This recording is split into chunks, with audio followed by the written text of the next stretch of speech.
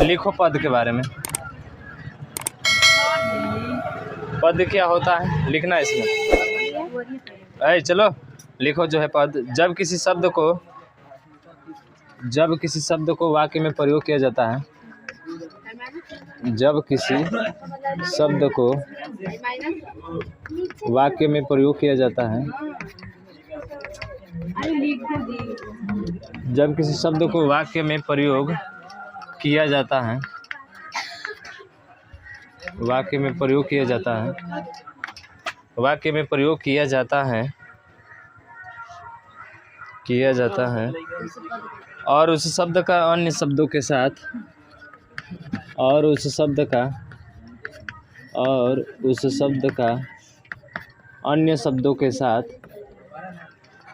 अन्य शब्दों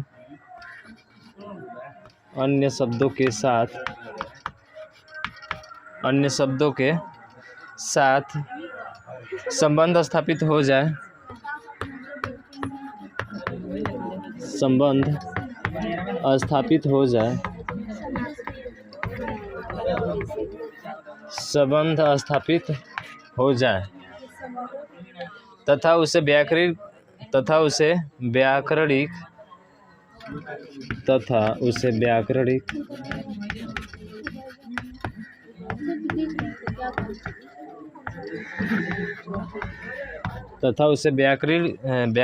ठीक है, व्याकरणिक रूप मिल जाए, व्याकरणिक रूप मिल जाए, शब्द कहलाता है, मिल जाए, हाँ, तो वह क्या कहलाता है? तो वह पद कहलाता है, पद कहलाता है। ठीक है, तो वह क्या कहलाता है आपका? पद कहलाता है। जैसे राम किताब पढ़ता है, राम किताब पढ़ता है। तो ध्यान देना इसमें, वो क्या बोल रहा है कि जब किसी शब्द को वाक्य में प्रयोग किया जाता है, तो ये वाक्य है ना आपका, ये क्या है? वाक्य है। तो जब किसी शब्द का प्रयोग वाक्य में किया जाता है तो उस शब्द का अन्य शब्दों के साथ, जैसे राम का संबंध जो है किताब पढ़ना से, तो अन्य शब्दों के साथ क्या बताता है? संबंध स्थापित हो जाए तथा उसे व्याकरणिक रूप मिल जाए, तो वह क्या कहलाता है? पद कहलाता है। लेकिन बताए थे कि जब अकेला अगर शब्द यूज हो रहा है, जैसे यहाँ पे सिर्फ राम पूछे, तो राम क्या होगा? एक शब्द होगा। लेकिन इसी राम को जब हम एक वाक्य के रूप में लिखते हैं तो वो क्या बन जाता है? पद बन जाता है, जिसको आप बोलते हैं कर्ता। क्या बोलते हैं? कर्ता है। राम क्या है यहाँ पे? कर्ता है। ठीक है, तो इसलिए ये क्या हो जाएगा? पद कर्ता हो जाएगा। समझ रहे हैं ना? कर्ता का मतलब क्या हो जाएगा? पद कर्ता हो जाएगा। यानी राम भी पद है, किताब भी पद है, पढ़ना भी पद है और है भी पद है आपका। ठीक है, क्योंकि इन शब्दों का प्रयोग किया गया है एक वाक्य में। उसी तरह से क्या पढ़ता है? किताब। क्या से प्रश्न मिलता है तो कर्म होता है, तो ये कौन सा हो जाएगा? पद कर्म हो जाएगा। है तो सभी पद, समझ रहे हैं ना?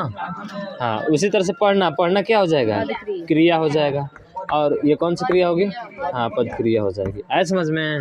हाँ, तो पद क्या होता है? जब किसी वाक्य में उस शब्द का अन्य शब्दों के साथ संबंध स्थापित हो जाता है, वही आपका क्या कहलाता है? पद कहलाता है। अगर सिंगल में यूज हो रहा है तो क्या कहलाता है? शब्द कहलाता है। ठीक है, हाँ, तो लिख लो इसको। हो गया? हाँ, तो ये ध्यान रखोगे ना कि जब किसी शब्द को अकेला प्रयोग किया जाता है तो वो शब्द कहलाता है, और उसी शब्द को जब हम किसी वाक्य में प्रयोग करते हैं तो वो क्या कहलाता है? पद कहलाता है। समझ में आ रहा है ना? हाँ, ठीक है। तो चलिए अब आगे इसके लिखेंगे। हल चिन्ह, हल चिन्ह, हल चिन्ह को बार बोले जी? लिखिए हल चिन्ह। देखिए चिन्ह ऐसे लिखा जाता है। ठीक है, हाँ, हल चिन्ह, इसको हल चिन्ह बोलते हैं हम लोग। ठीक है,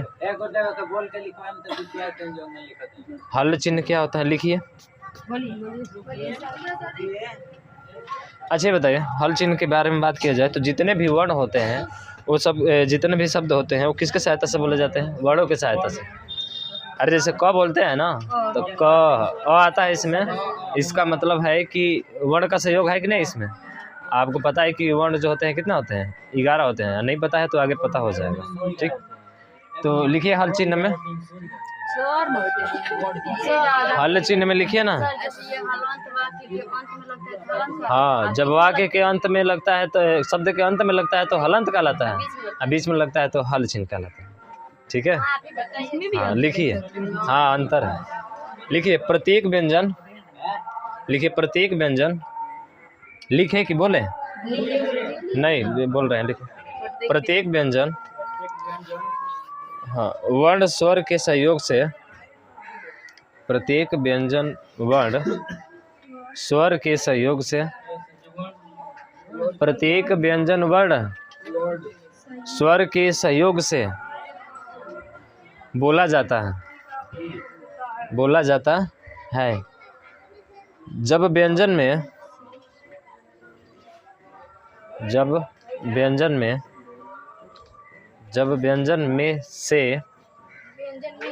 हाँ में से का दिक्कत है, में से स्वर को अलग कर दिया जाता है तो, स्वर को अलग कर दिया जाता है तो, स्वर को अलग कर दिया जाता है तो, अलग कर दिया जाता है तो वह व्यंजन अधूरा हो जाता है। अलग कर दिया जाता है तो वह व्यंजन अधूरा हो जाता है। अधूरा, अधूरा हो जाता है। इस अधूरेपन को दर्शाने के लिए, हो जाता है, इस अधूरेपन को दर्शाने के लिए, इस अधूरेपन को दर्शाने के लिए व्यंजन के नीचे,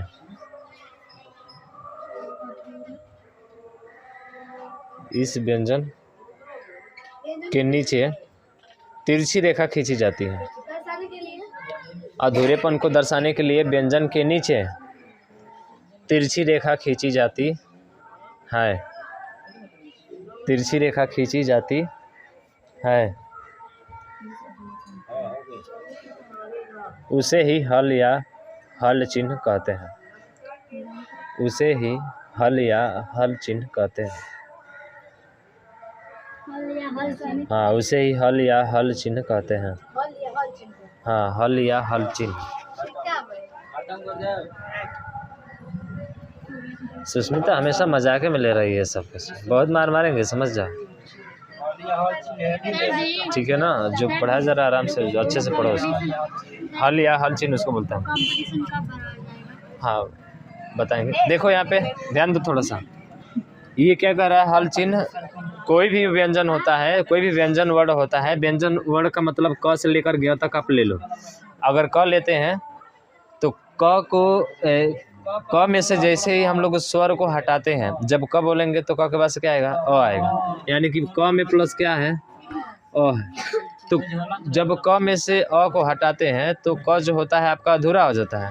इस अधूरेपन को हटाने के लिए इसी के नीचे हम लोग हल चिन्ह का क्या करते हैं? प्रयोग करते हैं। तो प्रयोग करते हैं का मतलब एक तिरछी रेखा इस तरह से खींचते हैं। ठीक है, तिरछी रेखा खींचते हैं और यही तिरछी रेखा हल या क्या कहलाता है? हल चिन्ह कहलाता है।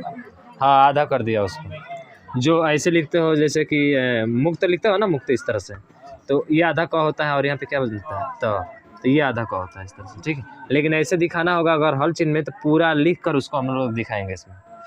ठीक है ना, पूरा लिख कर और उसमें मात्रा हटा कर वहाँ पर। कभी भी कोई भी शब्द दिया रहता है और उस शब्द को लिखना होता है तो सबसे पहले हम उसमें से व्यंजन लिखते हैं, और व्यंजन के बाद ही दूसरा नंबर पे कौन आता है? स्वर आता है। जैसे कहते हैं ना कि की है, अब की बताओ, की को तोड़ो तो जरा, क पे हल चिन्ह आएगा तो पहले व्यंजन में टूटेगा, उसके बाद से किस में टूटेगा? स्वर में। तो आधा क प्लस कौन सी क्या है? बड़ी का मात्रा है, छोटी है, बड़ी है। इस तरह लिखो, अच्छा है जो है आपका इस तरह से। लेकिन यूज किसका करते हैं हम लोग, इसका करते हैं इसमें, ठीक है।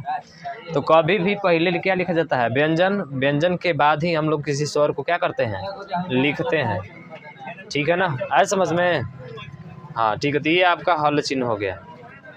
तोड़ने आता है ना सभी को, ठीक है, तोड़ने आता है। जैसे हम बताए थे कि ये प्र है, तो प्र को तोड़ना है तो प्र में बताइए पहले किसको लिखेंगे, प को लिखेंगे। अच्छा ये होते प आधा है कि पूरा है, आधा है, दिखने में लग रहा है कि पूरा है पर आधा होता है। र के 4 ग्रुप होते हैं, समझ रहे हैं ना। हाँ तो ये आधा है और र जो है ये आपका पूरा है, तो प उसके बाद से क्या लिखेंगे, र, पूरा र होगा। अगर हल चिन्ह हटाएंगे तो फिर इसमें अ आएगा, तो फिर क्या आ जाएगा, तो ये होगा इसका तोड़ेगा। तो ये सब आने वाला है किस में, तुम्हारे संधि में आने वाला है, ठीक है। संधि में इसको जो है संधि जब पढ़ेंगे ना तो संधि में इसका इतना यूज होगा कि पूछना नहीं है। अगर ये पढ़ लिए इधर तो संधि में आपको कहीं पे दिक्कत होने वाला नहीं है। संधि आप आसानी से जो है पहचान सकते हो उसको, ठीक है ना, आए समझ में। तो ये हो गए आपके, जैसे उसमें हम लोग खींच देते हैं, लिखते हैं संस्कृत में तो। हाँ ऐसे कर देंगे बस हो जाएगा, कोई दिक्कत नहीं। अब लिखिए स्वर, अगला है स्वर, अगला नंबर है स्वर आपका। आपको पता है स्वर क्या होता है, वे वर्ण जिनके उच्चारण में किसी अन्य वर्णों की सहायता नहीं ली जाती, स्वर कहलाता है। लिख लीजिए इसका परिभाषा, वे वर्ण जिनके उच्चारण में, वे वर्ण जिनके उच्चारण में किसी अन्य वर्ण के सहयोग की आवश्यकता नहीं होती, अर्थात स्वतंत्र रूप से उच्चारित होने वाली ध्वनियाँ, अर्थात स्वतंत्र रूप से उच्चारित होने वाली ध्वनियाँ, क्या सब तुम लोग को चल रहा है, इतना तेज बोल रहे हैं, फास्ट बोल रहे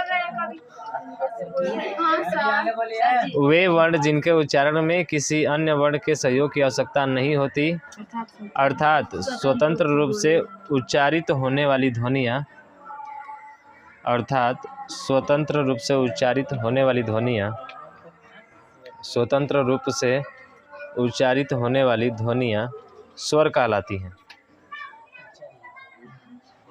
अर्थात स्वतंत्र रूप से उच्चारित होने वाली ध्वनियाँ स्वर कहलाती हैं।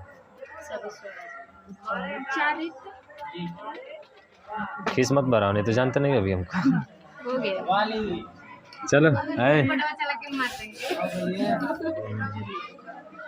चलो अब स्वर देखो कितने होते हैं। जैसे क्या हो गया, आ, छोटी दीर्घ ई, छोटा ऊ दीर्घ ऊ, ठीक है, री ए आए ओ, और क्या होता है कितने होते हैं आपके, 11। यानी कि नोट में लिख लेंगे स्वरों की संख्या बराबर क्या हो जाएगी, स्वरों की संख्या कितनी होती है, 11 होती है। पर आपसे पूछ ले मात्रा कितनी होती है, मात्रा कितनी होती है, 10। ध्यान रखना इस चीज़ को, पूछा जाता है। स्वरों की संख्या कितनी होती है, 11, ठीक है, देखना चाहिए। हाँ, और मात्रा कितनी होती है आपकी, 10। क्यों, क्योंकि मात्रा जब भी पढ़ते हो तो आ की मात्रा पढ़ते हो, अ की मात्रा नहीं पढ़ते हो, ठीक है। तो अ की मात्रा आपकी नहीं होती है, केवल आ की मात्रा होती है, यहाँ से होता है। तो कितने हो जाएंगे, 10 हो जाएंगे, ठीक है। स्टार्ट हो गया, कितने दिनों से ये खत्म हो गया, कल खत्म हो जाएगा। अगला लिखो व्यंजन, व्यंजन किसके सहयोग से बोला जाएगा, हाँ स्वर के सहयोग से। व्यंजन लिखिए, व्यंजन वे वर्ण जिनके उच्चारण में, लिखो ना, हम लिख ही देंगे तो सही रहेगा। वे वर्ण जिनके उच्चारण में, देखो कई बार ये बोलेंगे हमसे, इसलिए हम एक बार ना बोले सीधा लिख दे ना। वे वर्ण जिनके उच्चारण में किसी अन्य वर्ण के सहयोग की, किसी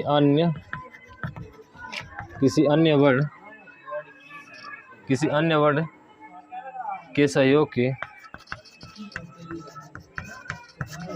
की आवश्यकता होती है, आवश्यकता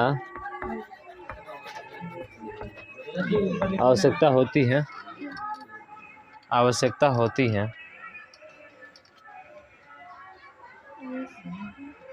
अर्थात स्वरों के सहयोग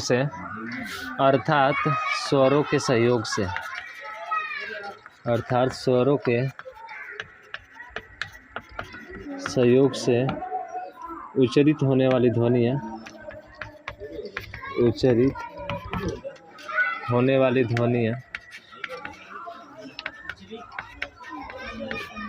स्वरों के सहयोग से उच्चारित होने वाली ध्वनियाँ व्यंजन कहलाती है।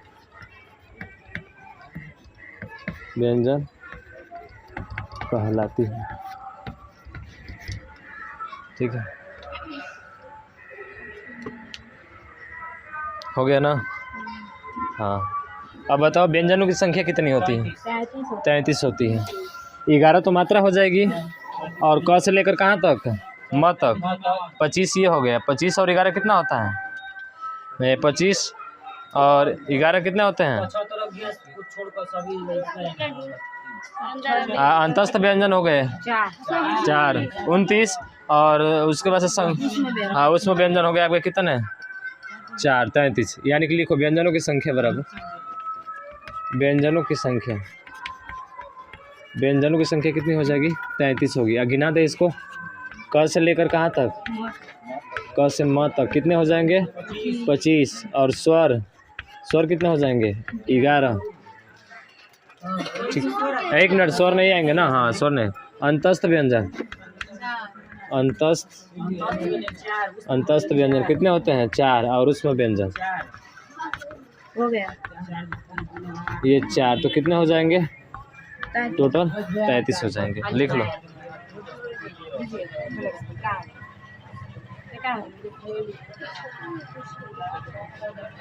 क से म तक, या अभी इसको रहने दो ना, ये लिख लो। क्या होता है?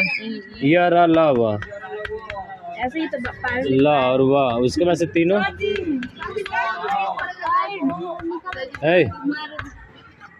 ये हो जाएंगे आपके। ठीक है, 4। तो 25 4 29 4 कितना हो जाएगा? 33 हो जाएगा। ठीक है ना, समझ में आया ना? हाँ, अब देखिएगा इसमें कैसे कैसे पूछ लेंगे। अगर जो है आपसे पूछ लिया जाए कुल वर्ण, तो कुल वर्ण कितने होते हैं? हाँ, कुल वर्ण कितने होते हैं? 44 होते हैं। कुल ना पूछ रहे हैं। हाँ, कुल वर्ण। तो लिख लो कुल वर्ण। कुल वर्ण जो होते हैं कितने होते हैं? 44। अगला पॉइंट लिखना, अगर मूल वर्ण भी पूछे तो आपके 44 ही होंगे। मूल वर्ण भी पूछे तो कितना हो जाएंगे? 44 ही होंगे। कुल या मूल पूछे, ठीक है। लेकिन ये पूछ दे आपका 52 लिखवा है। हाँ वो है हिंदी अलग है सर जी। 44 लिखवा है। हम साथ में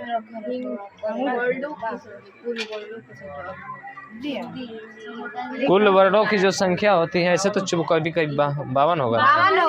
देखिए 52 लिखवाया हम 44 होती है हिंदी वर्णमाला में। देखो ध्यान देना, यहाँ पे वर्णमाला में वर्णों की संख्या 52 होती है। 44 होती है। सही कुल ना होगा लिखवाया यहाँ पे 44 की संख्या 52 या फिर 46 भी होता है, लेकिन 52 ही रहता है।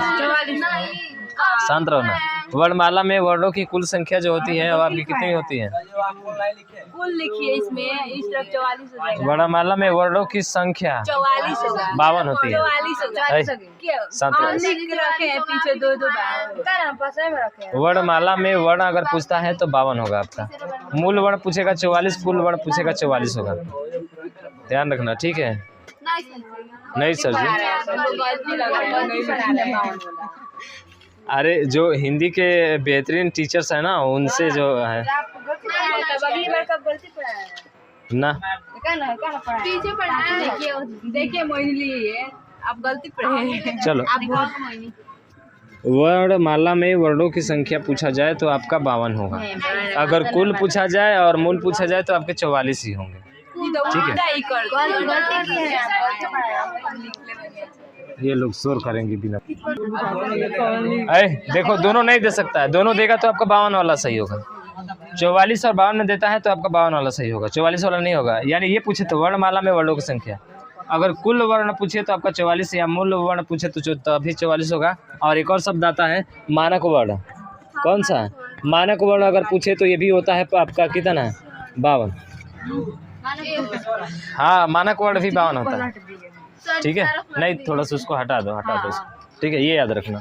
मानक वर्ण 52 होते हैं, कुल वर्ण भी 44 होते हैं, मूल वर्ण भी 44 होते हैं। वर्णमाला में वर्णों की संख्या होती है आपकी 52, ठीक है।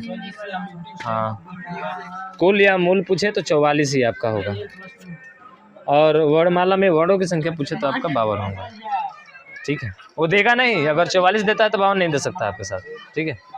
तो इसका ध्यान रखना थोड़ा सा। हो गया, कंफर्म हो गया। ढेर बोलोगी माँ का नाम तो पिटवो करेंगे अब। हो गया, क्या हो गया सर? दीदी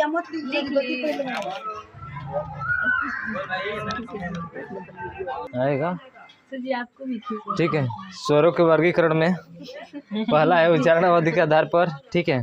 उच्चारण के आधार पर हम लोग पढ़ेंगे, उसके बाद से ओष्ठाकृति के आधार पर, मुखाकृति के आधार पर, जीवा की क्रियाशीलता के आधार पर और नासिका के आधार पर। ये 5 प्रकार हमको पढ़ना है। वाला मतलब आपको पता है उच्चारण अवधि के आधार पर स्वरों के कितने प्रकार होते हैं?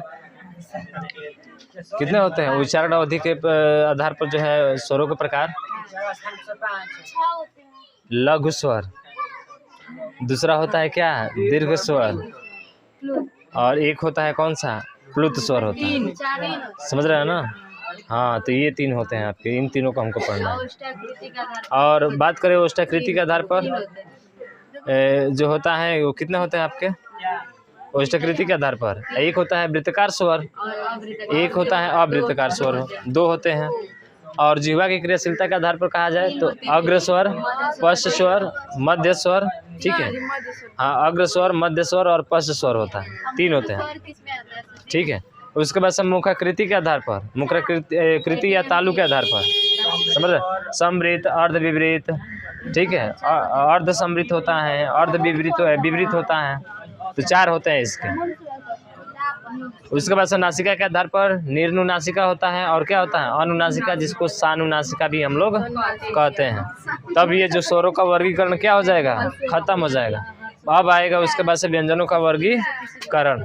तो स्वरों के वर्गीकरण में पहला होगा उच्चारण अवधि के आधार पर, ठीक है। पहला क्या होगा, उच्चारण अवधि के आधार पर होगा। तो हाँ, लिखिए पहला नंबर उच्चारण अवधि के आधार पर स्वरों के प्रकार, ठीक है। स्वरों का जो वर्गीकरण है उच्चारण अवधि के आधार पर, तो कौन कौन सा होता है? पहला दीर्घ स्वर, पहला क्या होता है, दीर्घ स्वर।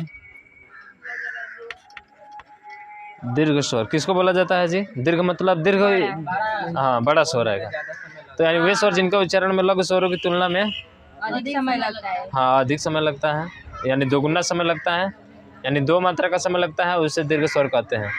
और इस दीर्घ स्वर को हम लोग द्विमात्रिक स्वर भी कहते हैं। तो परिभाषा लिख लीजिए इसका, दीर्घ स्वर का, देखिए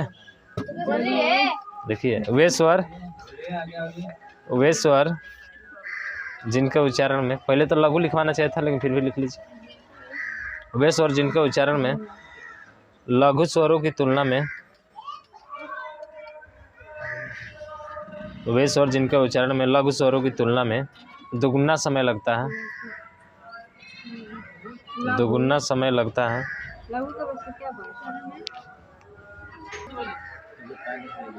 वे स्वर जिनके उच्चारण में लघु स्वरों की तुलना में दुगुना समय लगता है, अर्थात 2 मात्रा का समय लगता है, दीर्घ स्वर कहलाते हैं। जैसे कौन कौन सा होगा बताओ? आ हो जाएगा, बड़ी हो जाएगा, बड़ाऊ हो जाएगा, री तो नहीं आता है ना, ए, आए, ओ, और क्या होता है, ओ। कितने होते हैं संख्या इनकी? 7। तो दूसरा नंबर लिखेंगे लघु स्वर।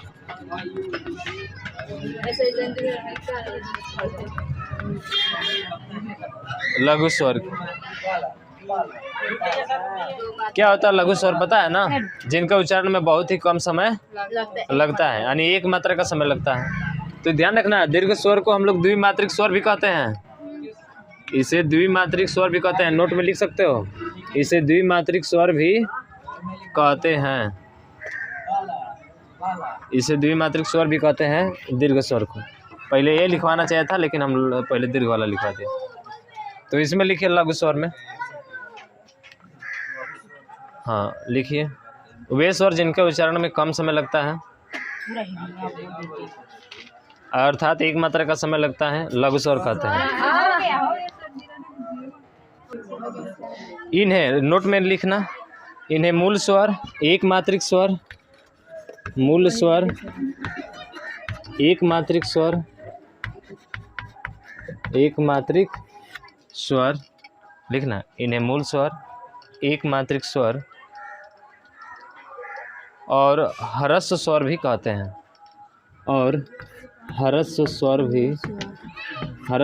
भी कहते हैं। और ह्रस्व स्वर भी कहते हैं। जैसे क्या क्या हो जाएगा बताओ? अब इनको छोड़ दो। अ, छोटी, छोटाऊ और री। कितने होते हैं ये? 4। कौन? लघु स्वर।